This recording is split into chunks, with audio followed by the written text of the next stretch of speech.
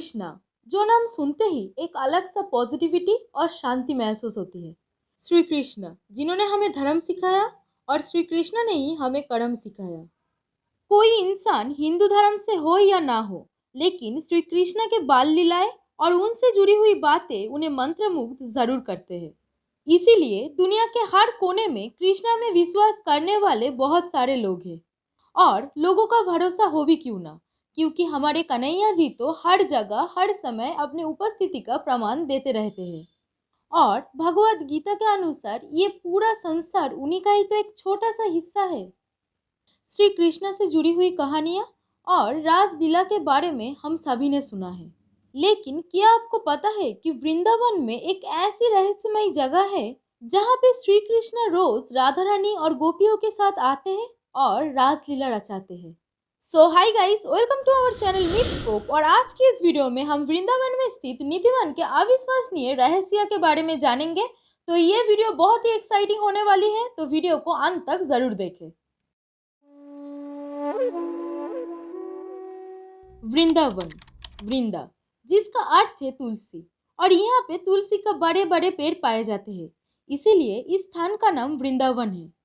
हिंदू धर्म में वृंदावन एक बहुत ही पवित्र और धार्मिक स्थान तो है ही, लेकिन इस स्थान से जुड़ी हुई कुछ ऐसे रहस्य भी है जिसे सुन के लोग आज भी हैरान हो जाते हैं। हाँ, हम बात कर रहे हैं वृंदावन के एक मशहूर जगह निधिवन के बारे में। कहते हैं रोज रात श्री कृष्ण राधा रानी जी गोपियों के साथ यहाँ पे आते हैं और रासलीला रचाते हैं। हम वीडियो में आगे बढ़े, लेकिन उससे पहले हम रासलीला के बारे में डिटेल में समझते हैं कि रासलीला आखिर होती क्या है। रास, जिसका संस्कृत में मतलब है नेक्टर, इमोशन और स्वीट टेस्ट, और लीला शब्द का अर्थ है द एक्ट ऑफ प्ले और द एक्ट ऑफ डांस, जिसका मतलब है डांस ऑफ डिवाइन लव।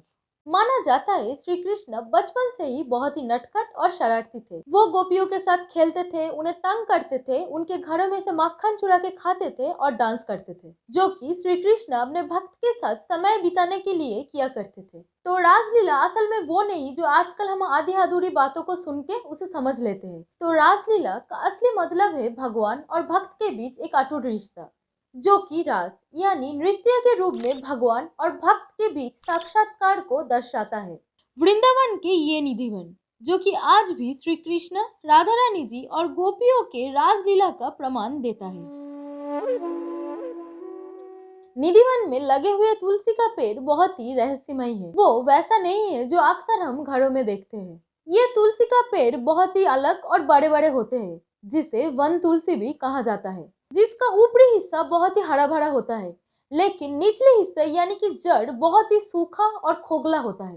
भक्तों का मानना है कि ये सारे तुलसी का पेड़ गोपियों के रूप है, और भक्तों का कहना है कि जब आज भी रात में श्री कृष्ण और राधा रानी जी यहाँ पे आते हैं, तब ये सारे तुलसी का पेड़ गोपियां बन जाते हैं।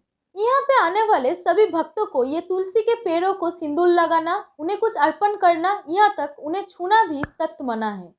यहाँ पे लगे हुए तुलसी के पेड़ों के शाखाएं अजीब तरह से ऊपर के बजाय नीचे की तरफ बढ़ते हैं, जो कि केवल निधिवन में ही देखने को मिलता है। निधिवन हर सुबह भक्तों के दर्शन के लिए खोला जाता है, और शाम के आरती करने के बाद इस मंदिर को बंद कर दी जाती है, और उसके बाद यहाँ पे किसी का भी रहना अलाउड नहीं है। सबसे हैरान करने वाली बात तो ये है कि इंसान तो बाहर जाते ही है, लेकिन उसी के साथ जानवर भी एक एक करके शाम के आरती के बाद निधिवन से बाहर निकल जाता है। यहाँ पे ये भी बोला जाता है कि अगर कोई छुपकर यहाँ रुकता है, तो फिर वो कभी भी दोबारा से अपने साधारण जीवन में लौट नहीं पाता। या तो उसका मानसिक संतुलन बिगड़ जाता है और वो अंधा हो जाता है, या फिर उसका उसी समय मौत हो जाता है। और ये सारे बातों का प्रमाण यहाँ पे पाया जाता है। जैसे कि जिन लोगों का रात में यहाँ पे छुप कर रुकने की वजह से मौत हुई है, उन सभी शख्स का यहाँ पे समाधि स्थल भी बनाया गया है। निधिवन के आसपास कई सारे घर हैं, लेकिन अजीब बात तो ये है कि निधिवन के तरफ घरों के एक भी विंडो नहीं है। अगर है भी तो वो भी रात में हमेशा बंद ही रहते हैं, क्योंकि उन सभी घरों के लोग ये नहीं चाहते कि गलती से भी रात के समय उनका नजर निधिवन की तरफ जाए। उनका तो ये तक भी कहना है कि हर रोज रात के समय उन्हें घुंघरू और बांसुरी की धुन सुनाई देती है। निधिवन के भीतर एक बहुत ही सुंदर और छोटा सा महल है, जहाँ पे हर रोज शाम के आरती के बाद भोग रखा जाता है। पान और लड्डू के साथ साथ राधा रानी जी के लिए श्रृंगार का सामान भी रखा जाता है। और उसके बाद मंदिर के दरवाजे को एक बड़े से ताले की मदद से बंद कर दिया जाता है। और जब सुबह में मंदिर का दरवाजा खोला जाता है, तब सारा सामान बिखरा पड़ा मिलता है।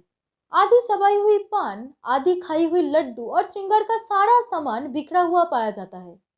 जैसे कि रासलीला के बाद श्री कृष्ण और राधा रानी जी यहाँ पे आके विश्राम किए हैं और ये सारा सामान को इस्तेमाल किए हैं।